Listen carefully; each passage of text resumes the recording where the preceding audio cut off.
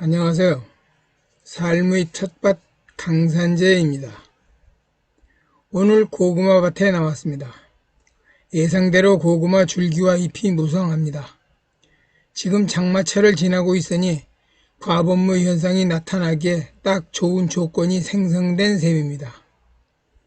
고구마 과본무는 뿌리로 모든 양분을 모아 덩이뿌리, 궤근을 키워야 하는 고구마 재배에서 만나게 되는 반갑지 않은 손님 맞습니다. 고구마 뿌리는 세 가지 종류로 분류하기도 합니다. 첫째, 세근이라 불리는 잔뿌리로 양분을 흡수하는 기능을 합니다.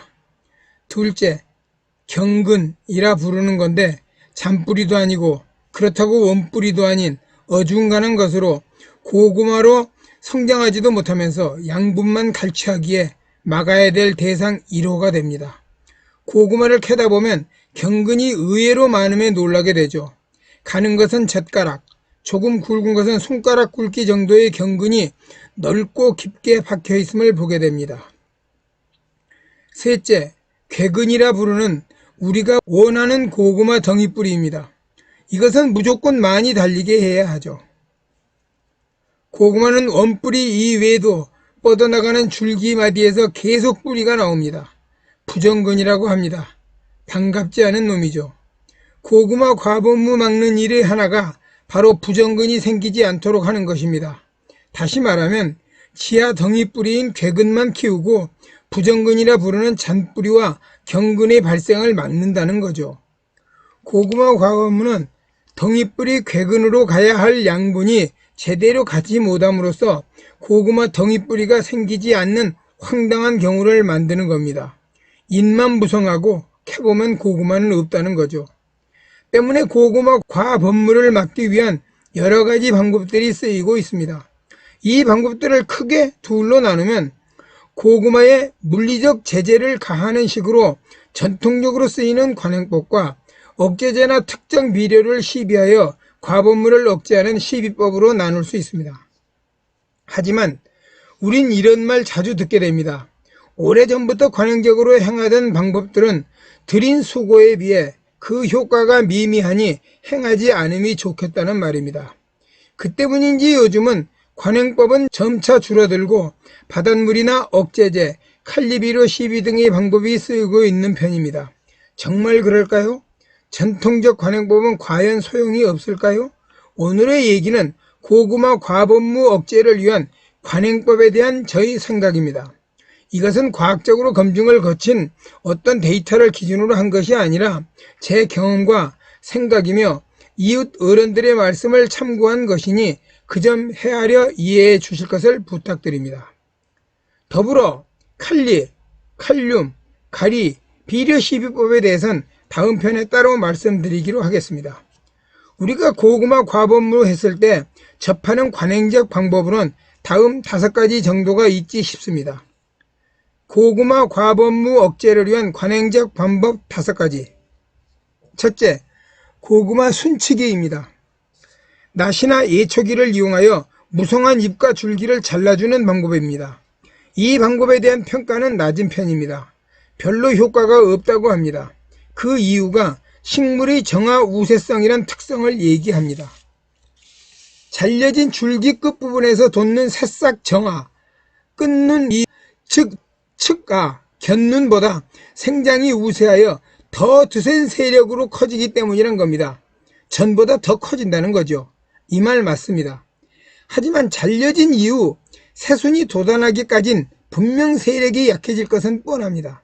그 시간이 오래지 않다는 점은 있겠으나 순치기를 2-3번 연속한다면 어떨까요? 물론 소규모 텃밭지기들에게만 해당되겠지만요. 또 하나, 줄기 끝은 자르지 않고 잎자루에 잎만 자른다면 어떨까요?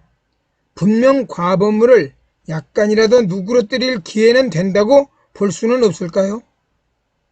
둘째, 고구마 잎줄기 따주기입니다. 첫 번째 말씀드린 순치기의 변형이라고 보시면 될 것 같네요. 순치기 대신에 잎자루를 따주는 겁니다. 고구마는 뿌리 채소로 분류합니다. 덩이뿌리, 궤근 생산이 주 목적입니다. 그러나 고구마 잎줄기, 잎자루에도 엄청난 영양분이 들어있는 잎줄기 채소이기도 합니다. 특히 잎자루엔 뼈 건강에 좋다는 칼슘이 뿌리보다 엄청 많으며 비타민C도 더 많습니다.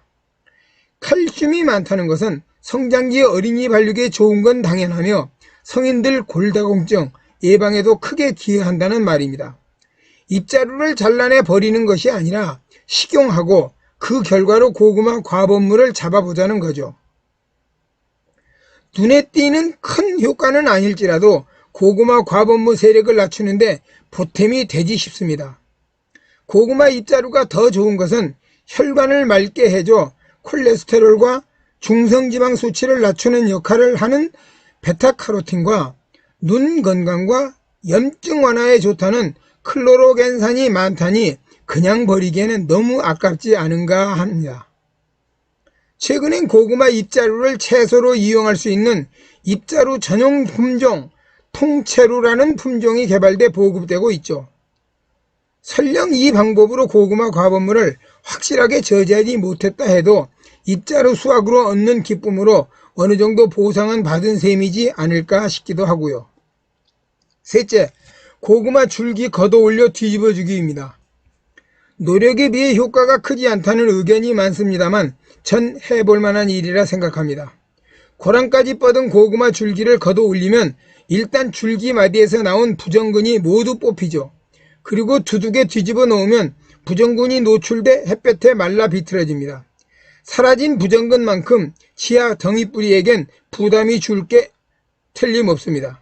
이 방법이 가성비 면에서 문제가 있을 수는 있으나 전혀 도움이 되지 않는다는 건 아니라고 봅니다. 우리네 텃밭지기들처럼 소규모인 경우라면 시간만 좀 내서 두세 번 수고한다면 조금이라도 도움이 되지 않을까 합니다.